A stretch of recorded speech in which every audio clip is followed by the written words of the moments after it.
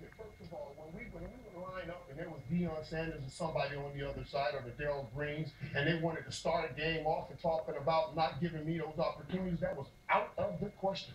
That was out of the question. Because I wanted my opportunities. I worked hard for my opportunities. Thing number two, when I first got to Dallas, coming from the U, where I was a winner and I understood winning, and them chumps, they were losers. That's what they were. That's all they knew.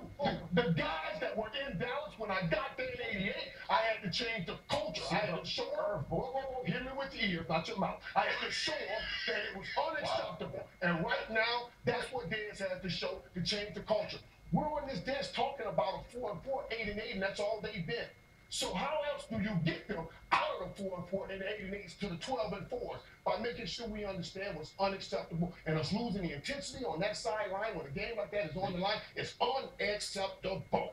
That's the bottom line. Wasn't always pretty, and you didn't always like it, but it came to effectiveness, and that's where I think this thing with Dez should go. I thought you were going to say that it's all fine